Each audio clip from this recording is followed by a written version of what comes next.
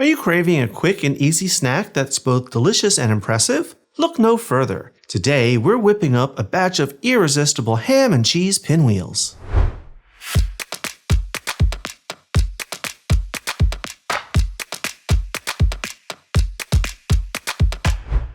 Hi everyone, welcome to Let's Celebrate TV. I'm your host, Peter Lee. Today, our celebration is all about an appetizer. We're making ham and cheese pinwheels. Now what are they? Ham? Pinwheels? What? This is a really great appetizer snack. It's ham and cheese and spicy mustard, and it's all rolled up in puff pastry and baked.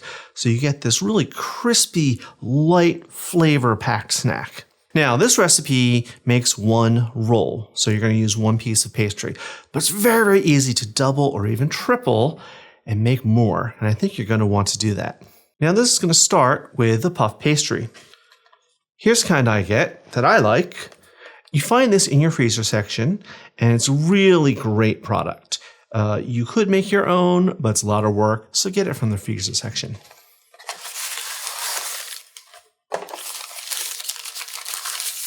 And this is how it comes. We just need to unfold this.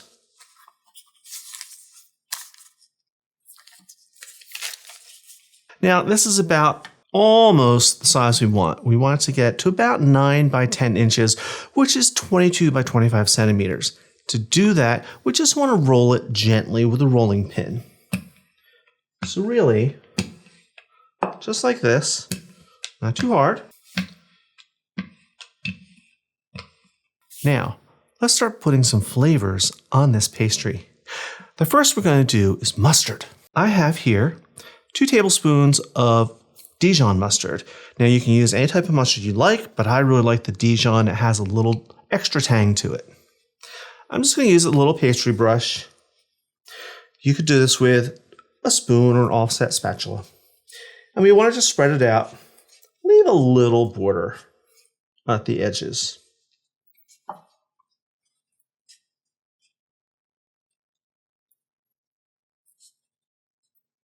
Doesn't have to be perfect. Now this is ham and cheese pinwheel, so ham is next. Here's mine. This is a Virginia ham I got at my deli. You're gonna need 4, maybe 6 slices because we want to cover this. And that's gonna depend on how far you stretch this and the size of the ham slices. Very easy. Each slice, and you can overlap them a little bit. 5 slices for me this time.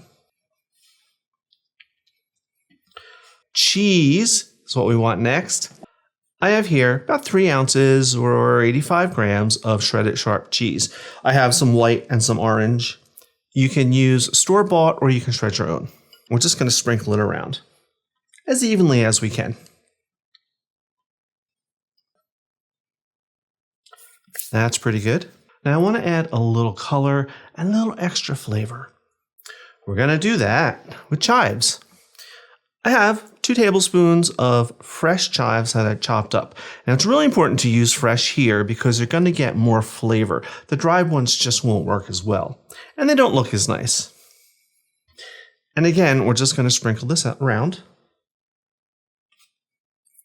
There we go. Now how do we get to that pinwheel stage?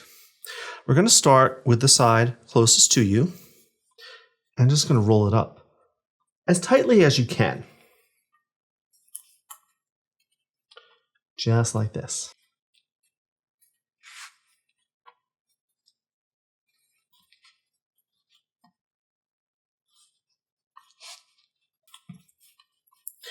Now this is all rolled up.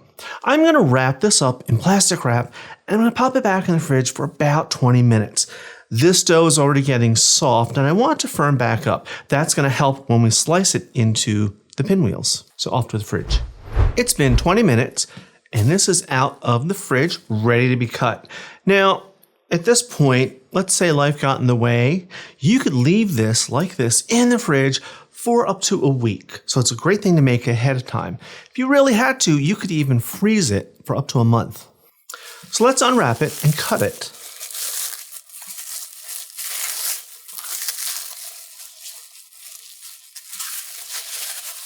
Now I want to get about 12 slices, and I find using a serrated knife is really the key to doing that.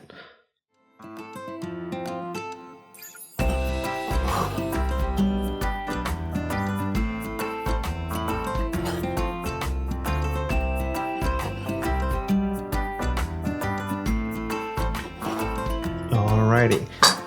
Now I have a sheet pan here that I've just lined with some parchment paper. We're going to carefully, gently, put these slices cut side up.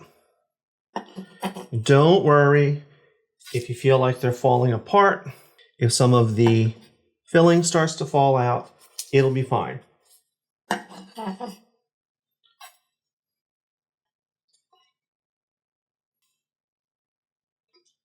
actually, I got 13 slices. Now, if one starts to unravel a little bit, just wrap it back up. Now, these are almost ready for the oven. We want to do one more thing first. I want to give them an egg wash. What's an egg wash? I have here just 2 eggs and a splash of water that I beat up just so it was all combined. And I'm going to brush the tops of all of these slices. Why am I doing that? It's going to help them get golden and crispy and delicious. Another reason for the egg wash, it will actually help hold these together while they cook.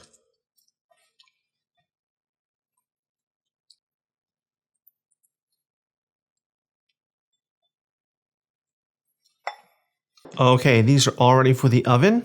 I'm going to bake them at 375 Fahrenheit, which is 190 Celsius, for about 15 to maybe 20 minutes or until they're nice and golden brown. So, off to the oven. Here we are out of the oven. Now it's been about 25-30 minutes. I cooked them for about 20 and then I've been letting them rest. Everything needs to rest when it comes out of the oven. It's working hard in there. And look how glorious they are. Golden brown and the aroma, the cheese and the ham. Ooh, it's wonderful. Now, what else could you do to this? I know some of you are going to write in and say, I don't like ham. So what else could you do? You could do sun-dried tomatoes and basil. You could do spinach and feta. Maybe some brie and some caramelized shallots or onions. It's just limited to your imagination. So I think these are cool enough. Let's give them a little taste. We'll try this one. Nice and light. Oh, very crispy.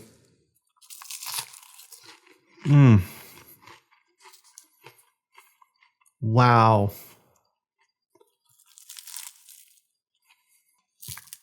My goodness.